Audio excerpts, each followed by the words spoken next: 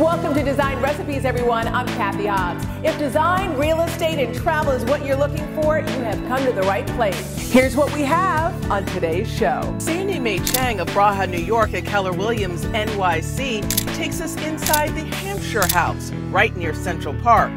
Then, downtown Brooklyn is on the cutting edge for development. Our Brooklyn expert, Donald Brennan, has the inside scoop. With Labor Day just around the corner, we have tips for outdoor entertaining. Plus, our finale to summer, creating a spectacular outdoor kitchen. And it all starts right now. We begin with a gorgeous residence right off Central Park. Hi, I'm Sandy Mae Cheng with Bracha, New York at Keller Williams NYC. Sandy. Hi, Cathy. Welcome to 150 Central Park South, the Hampshire House, apartment 601. So this apartment is a 3-bedroom, 2-bathroom apartment located in the heart of Central Park. It's approximately 1,550 square feet. And as you can see, it's really spacious and very bright. The theme of the Hampshire House is very old world charm, blended with elegance and modern conveniences. Okay, I'd love to see the rest. Let's go. Sandy, this kitchen is really bright. It is bright because it's such an open kitchen. You can pass through on both sides, and you have this gorgeous window right here where you can get amazing views of the park while you're cooking. Really nice to be able to see Central Park from your own kitchen. Tell me what you have here. Sure, so this kitchen features glass cabinetry, tile backsplash, and all stainless steel appliances. And my favorite part of this kitchen is this wonderful wine cooler here. My favorite part is actually the fact that it's an eat-in kitchen, which to me is so rare in New York City. You're right, and that's a perfect example of how big this kitchen is. So Cathy, welcome to the master bedroom. Looking at this bedroom, this is one of the aspects that I appreciate about pre-war New York, the size. I mean, this is a significant bedroom. It is. It's really large, and on top of that, you have amazing city views. I mean, you're just sitting right on top of the park here. So the closets are actually hidden. This entire wall is custom closets. Come take a look. Oh, wow. Yeah, it's all custom done, beautiful, all soft closed along this entire wall. So Cathy, this is the master bathroom. As you can see, it's huge. Very nice. It features both a soak-in jacuzzi tub. We also have a step-in shower and a heated towel bar. Like a hotel. Exactly. So this space is actually really unique. It can function as right now as it is, which is a storage, or you can have it as a 3rd bedroom or like a guest suite. It has its own little doorway there that you can just close off for your guests, and they'll just have their own bedroom and bathroom and their own entertainment space here. What I'm also noticing is the possibility that this could be a live-work situation, especially as someone who works a lot from home. I'm seeing the desk here, even a little kitchenette. That's a real bonus. Absolutely. How many apartments can do that? Sandy, as someone who appreciates and loves the charm of pre-war, let's talk about amenities. Anything inside the apartment that I need to know about? Absolutely. There's a washer dryer in the hallway, and plus the building is a full-service white glove building. You have a doorman, live-in super, concierge, and you have a spa right downstairs where residents can enjoy a discount. Hampshire House, right on Central Park South, directly across from Central Park. This is really impressive. It is. Thank you so much for coming, Cathy. In our design recipe, a designer tip for working with light. Light can significantly impact a space, especially as it relates to color at different times of the day. When painting, be sure to test your wall color on various walls throughout a space and view the wall color at various times of the day to see how sunlight and shade affect it. A color you like at night, you may not like during the day. A good rule of thumb, try to never paint at night. Up next, we head to downtown Brooklyn to see what the future plans are for the area. Coming up.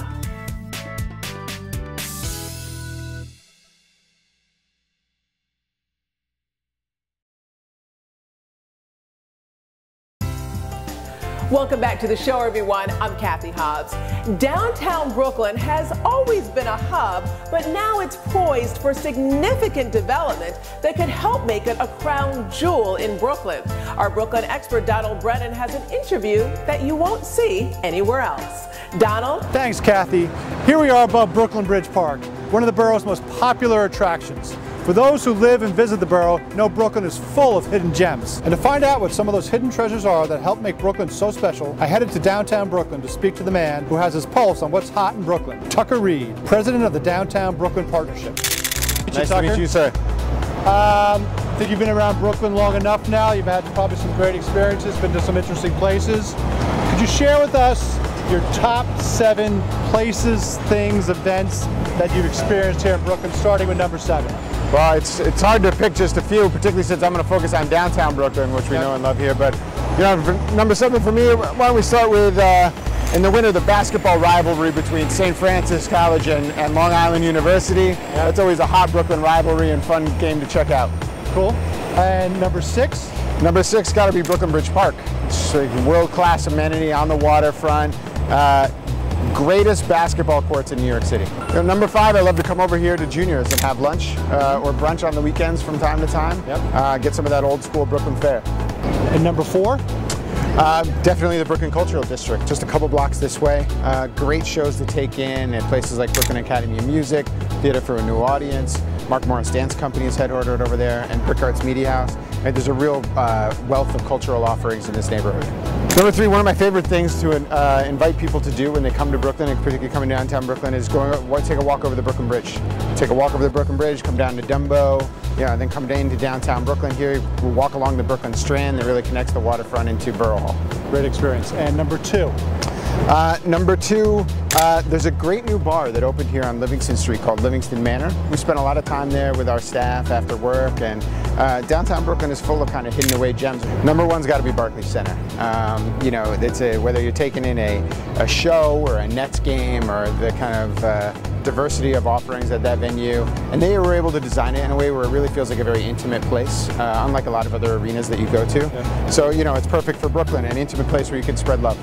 One of my favorite venues as well. Thank you so much. My pleasure. Those are some of my favorite picks too. But one of my favorite places in all of Brooklyn is right here on the historic Brooklyn Heights Promenade. Back to you, Kathy.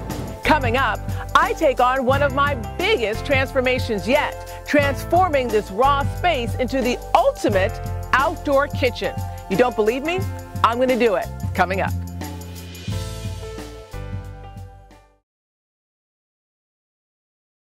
Welcome back to the show, everyone. I'm Cathy Hobbs. Let's face it, who doesn't love to dine al fresco?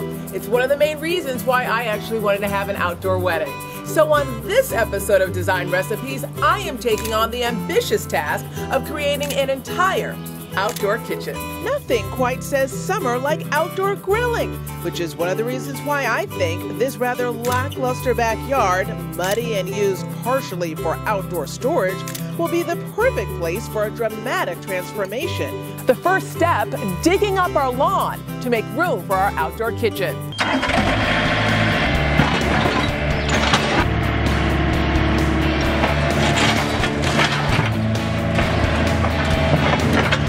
So this is my blank canvas, a gravel pad that I hope will serve as the perfect foundation for a stone patio and outdoor kitchen. I'm Adam Muroski from Native Landscapes and Garden Center in Pawling, New York. Adam. How you doing? I'm doing well. Good. So this is all we have so far. It's part of my grand vision of creating the ultimate outdoor kitchen. I like it. This spot. What do you think? Well, I think it would be a great idea. What we could do is start with some stone on the base. Well, I picked something out. You did? And I want you to take a look at it. Let's do it. Okay. So Adam, this is it. This is the stone that I found. I love it. What do you like about it? I like that it matches the stone on the back of the house and also the veneer on the back of where we want to make the patio. So how do you go about getting started? I mean, here we just have stone. What do we do next? Well, next we got to bring it down to the site, level out the area, and start laying down the stone and put some stone between it. All right, I'm excited. Let's do it.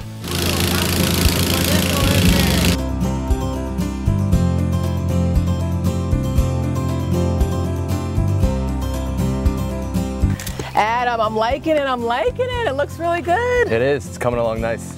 You know, is there a science to putting together a patio? It seems almost like a puzzle. It is like a puzzle. You got to find the right piece to fit into the right spot.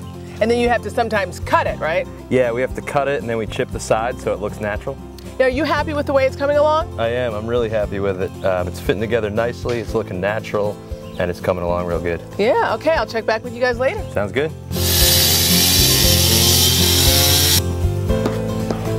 I can put it right there.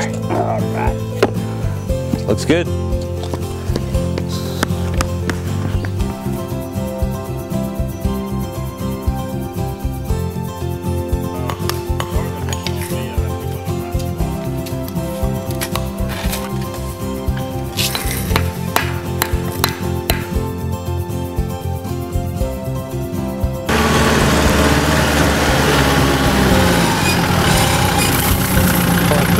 Good. Maybe we could separate this a little bit in here. Let's bring another plant in here. This looks perfect.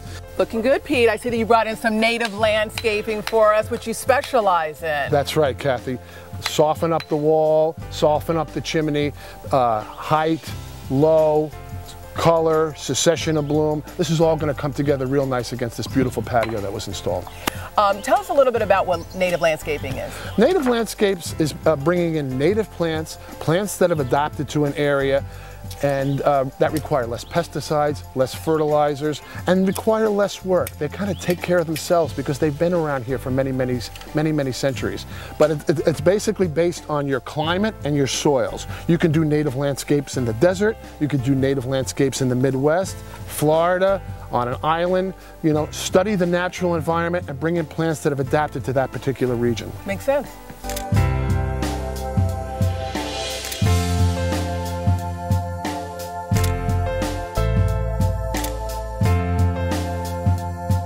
Pete, Adam, you guys have done it yet again.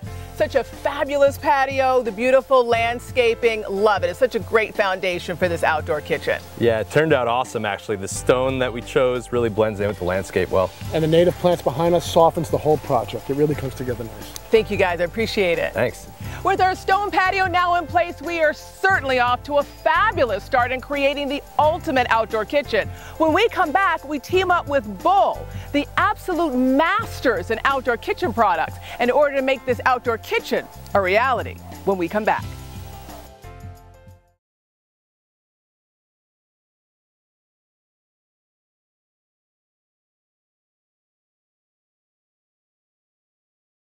Welcome back to the show, everyone. I'm Cathy Hobbs. Before the break, we installed a stone patio completely from scratch in order to prepare for our outdoor renovation project, installing an outdoor kitchen. Now we're ready.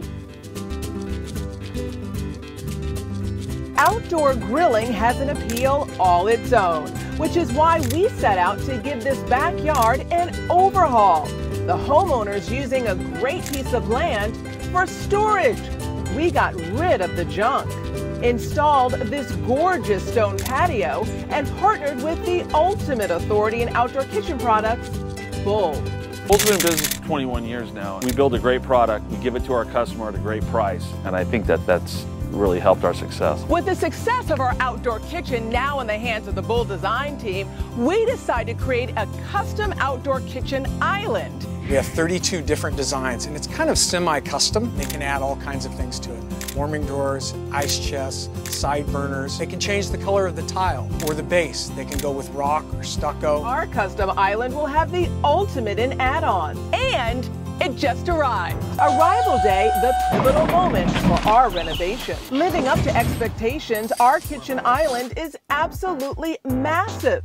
Even separated into two pieces, the crew struggles to get the 1,100-pound kitchen island down a hill and in place. Now that our outdoor kitchen has arrived, let's get it connected to water and electricity. Warner Electric to the rescue. We have this outdoor kitchen that we need your help with. We definitely need to bring some power to it, okay? Great. All right, let's get started. You're here. You see what you have to work with here. What's the plan? Well, right now I'm going to find out where all of the electrical loads are, and I have to get my wiring from point A to point B. If you were to give someone 3 tips if they're looking to bring in one of these units, what would you say would be your top 3 tips? Well, the top 3 tips would be make sure that you install an underground conduit to the location, but the first thing you'd have to do your homework and make a sketch or something of where this is going to go so you would know where to run your conduits. Do your measurements off of your house or whatever, and also figure out your electrical requirements. So number 1, have a line that goes underneath so you don't see any ugly wires. Yes. 2, pre-plan. Yes. And number 3, make sure sure that your home can accommodate the electrical load. Right. Built in Bull's Tennessee factory, our kitchen island features a 5-burner grill, side burner, warming drawer, refrigerator, chopping board, and one of my favorite features, an MP3 docking station that allows one to play tunes from a mobile device. Plus, a great addition, a sink that we need to get connected. Richie. Hi, Cathy. How are you? Great. We have this outdoor kitchen project for you today. Where do you begin? We're going to begin by connecting the water and then installing the faucet. Awesome. Well, let's get started then. Great. For some, bringing water to your outdoor kitchen may be a potential challenge. Okay, Richie, so this is it. You can see the electricians are already here on site. What do people need to keep in mind if they're thinking about installing an outdoor kitchen? Well, if they're installing an outdoor kitchen, they should obviously have a water supply in order to install to it. If they live in a cold weather environment, they should make sure that they install a drainage system so that they can drain the water lines to ensure that they don't freeze and burst underground. Let's talk about that just for a second. Let's say that you are in a cold weather environment. How do you prevent the line from freezing? Well, you always want to make sure that the line has pitch to your drain that you install. And when you're done for the season, you would shut the water off and open the drains, and the water, using gravity, would flow out and empty the pipes. With our electricians and our plumbers both on site, this project has kicked into high gear. We are on our way to having this outdoor kitchen up and running.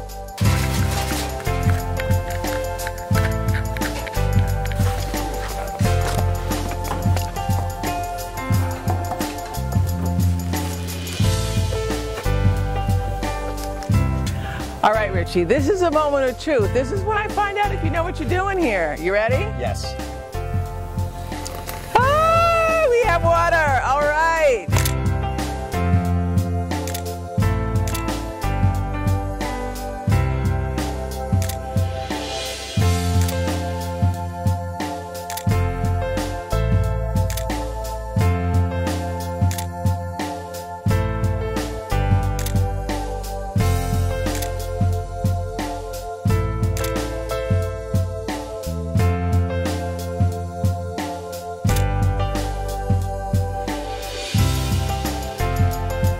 Now, what good would having the ultimate outdoor kitchen be if you actually didn't use it to grill something delicious? A couple of years back, I bought my husband an experience for his birthday. A renowned chef at a top New York steakhouse taught us how to cook the perfect steak. These are filet mignon. How wonderful is that? His recipe was short and simple. All you have to do is salt both sides with a good kosher salt and then grill. What the salt actually does is creates this really delicious crust on both sides of the steak. This is probably the most fun I've had all summer, creating the ultimate outdoor kitchen. A huge thank you to Bull Outdoor Products for partnering with us. We'll be right back.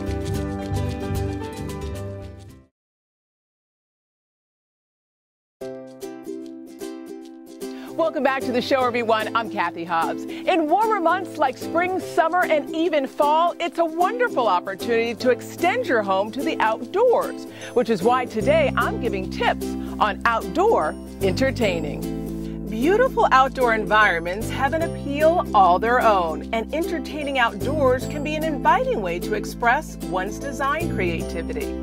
When it comes to outdoor entertaining, I like to begin with the decor, how I want the environment to look and feel, and then involve what I call the 3 F's: food, fun, and family and friends. But right now, I have a blank canvas, which can only mean one thing. Time to shop. I head to Lowe's, one of my favorite sources for one-stop shopping. From grills, furniture, accessories, and decorative items, there's always something to fill my cart and make a memorable party. I am now in the middle of Party Countdown. I have just a few hours to go in order to create a gorgeous party for a small group of guests. Ooh, they're here! The truck with all of our party items arrives earlier than expected. Good thing, as the delivery includes lots of party goodies. Now that all of our furniture is put together, let's begin with decor. At the top of my list is comfort, then color. You're going to want to make sure that your guests are comfortable. This dining set is a major score. I just love that it comes with its own built-in umbrella. We also have these great lounge chairs. Yes, they work great poolside, but if you don't have a pool, they can certainly help to dress up a backyard. And who doesn't love a great hammock?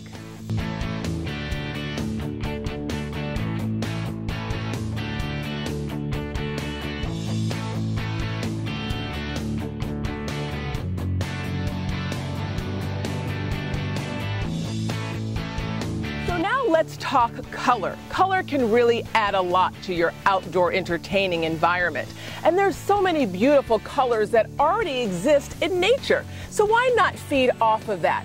Here I have some beautiful yellow and red lanterns that will really help to dress up a table. I also have all these gorgeous tabletop items in beautiful red. Even this utensil holder that you can use on a table for your knives and forks. And even this ice bucket in a rich, deep color. Now let's talk food. When it comes to outdoor entertaining, you're definitely going to want to have a great grill.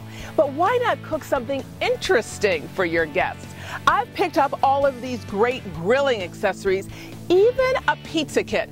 I think when it comes to food, it's a great idea to have a surprise for your guests. And a surprise for the kids. I picked up this s'mores melting kit and marshmallow sticks. This is going to be great for roasting marshmallows by the fire pit later. What kid doesn't like s'mores?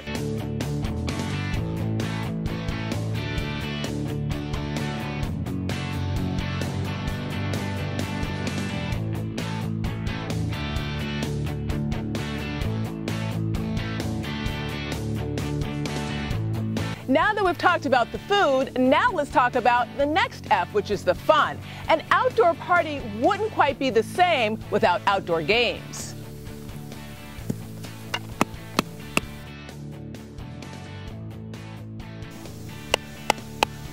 Now that we have our food set up and our fun, before we incorporate the final F, family and friends, let's sum up some of our tips for great outdoor entertaining.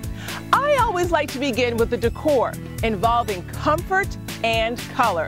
And then I incorporate what I call the 3 F's: food, fun, and family and friends. Well, now that everything's set up, I think it's time to entertain our guests. Welcome to our outdoor party. Thanks for having us. You guys ready to have a good time? Okay, let's go.